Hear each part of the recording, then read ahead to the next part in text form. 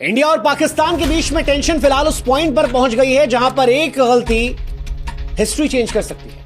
कोई एक मिसफायर दो देशों की एक इलाके की लड़ाई से बढ़कर फुल फ्लेजेड वॉर या फिर वर्ल्ड वॉर में तब्दील हो सकता है। क्या वर्ल्ड वॉर 3 की चिंगारियां हवा में तैरने लगी हैं?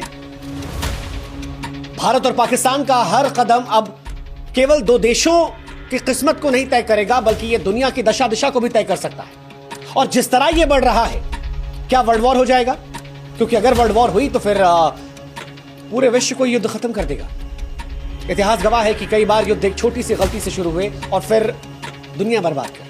वियतनाम का युद्ध एक गोलीबारी से शुरू हुआ था। क्यूबा मिसाइल संकट अविश्वास से पनपा था। कोसोवो का नरसंहार असंवेदनशील सियासत से हुआ था। लेकिन भारत और पाकिस्तान जो पहलगाम से शुरू हुए थे, ऑपरेशन सिंदूर से आगे बढ़े, अब एक दूसरे के शहरों पर जब लगातार ड्रोन और मिसाइल से हमले कर रहे हैं और जो परमाणु शक्तियों से लैस है, क्या वो दुनिया को तीसरे विश्व युद्ध में धकेल रहे हैं?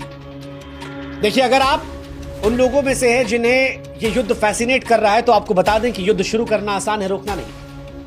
युद्ध का मजा सिर्फ उसे आता है जो दूर से देखता है। जो इसका हिस्सा बना है वो कभी युद्ध नहीं चाहता। ना वो सैनिक जो इसमें लड़ रहे हैं, ना उन सैनिक के परिवार वाले, ना वो जिन्होंने कभी इस युद्ध के दंश को सहा या करीब से देखा है।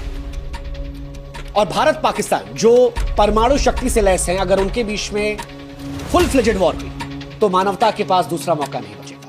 यकीन मानिए, भारत और पाकिस्तान के बीच फुल फ्लेजेड वॉर हुई और अगर ये वर्ल्ड वॉर 3 में तब्दील हुई तो फिर क्या परिस्थिति होगी? आपको बता दें कि फिर मंजर वो होगा जो सुनकर भी शायद आपको डरा दे। वर्ल्ड वॉर 1 और वर्ल्ड वॉर 2 से कहीं ज्यादा मौतें हुई। वर्ल्ड वॉर 1 में 1,60,00,000 लोगों की जान गई थी, अनगिनत बीमारियों में फंसे रहे। वर्ल्ड वॉर 2 जब आया तो इसमें मौतों की संख्या और ज्यादा बढ़ गई। 8.5 करोड़ के आसपास मौतें हुई, जिसमें हिरोशिमा और नागासाकी पर परमाणु बम भी शामिल था। हिरोशिमा में 70,000 लोग और नागासाकी में 40,000 लोग एक सेकंड में राख हो गए।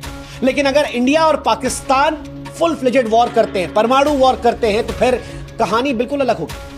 अगर ये दोनों देश अपने 50% हथियारों का भी इस्तेमाल करते हैं तो ये मान के चलिए 10 से 20 करोड़ लोग पहले घंटे में मर सकते हैं। उसकी वजह है, चाहे दिल्ली हो या कराची, इनकी आबादी घनी है। दिल्ली में 2.5 करोड़ से अधिक लोग हैं, कराची में 2 करोड़ से अधिक लोग हैं।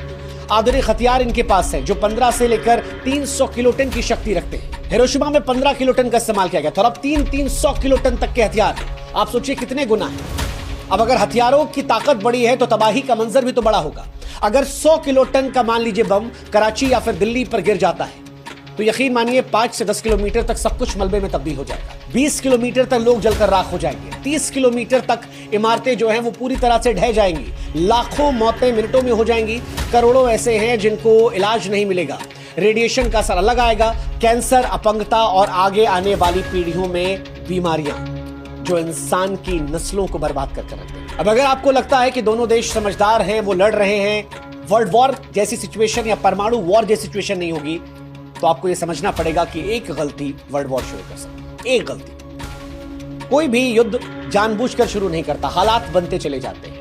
एक मिसफायर। आज भारत और पाकिस्तान के बीच तनाव की तपती रेत पर एक ऐसी गलती, एक मिसाइल का गलत निशाना, एक साइबर हमला, एक आतंकी साजिश या खुफिया जानकारी की चूक न केवल दोनों देशों को बल्कि पूरी दुनिया को तीसरे विश्व युद्ध की भट्टी में झोंक सकती है।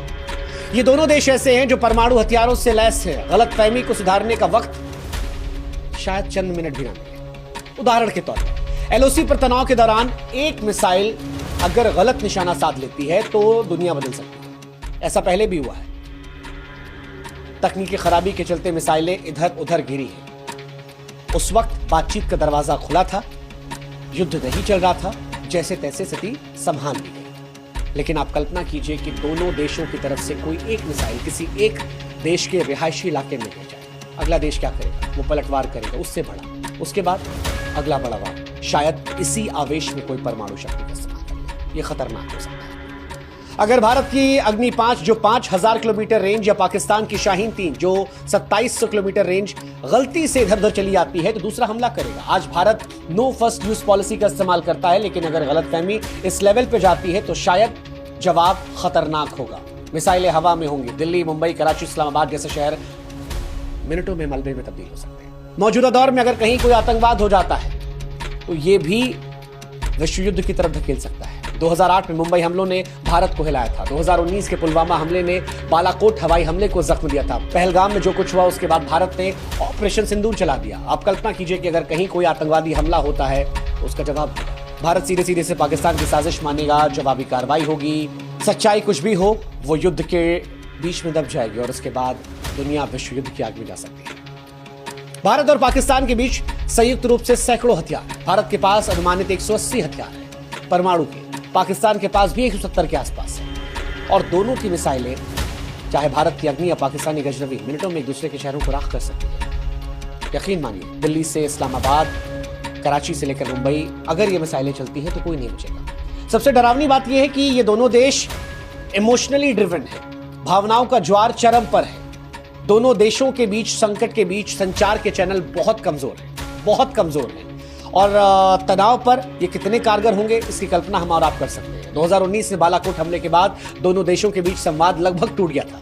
अगर कोई गलती से मिसाइल इधर उधर गई तो गलतफहमी दूर करने के लिए शायद 10 मिनट भी ना मिले। और परमाणु युद्ध में 10 मिनट क्या होता है वो आप कल्पना भी नहीं कर सकते। ये ऐसा युद्ध होता है जिसमें 10 सेकंड में खेल हो सकता है। अगर विश्व युद्ध होता है तो कौन किस तरफ जाएगा, क्या गठबंधन बन सकता है? भारत के पास अमेरिका का साथ होगा, नेटो का साथ होगा जिसमें ब्रिटेन, फ्रांस, जर्मनी जैसे देश आ सकते हैं। इजराइल भारत का पक्का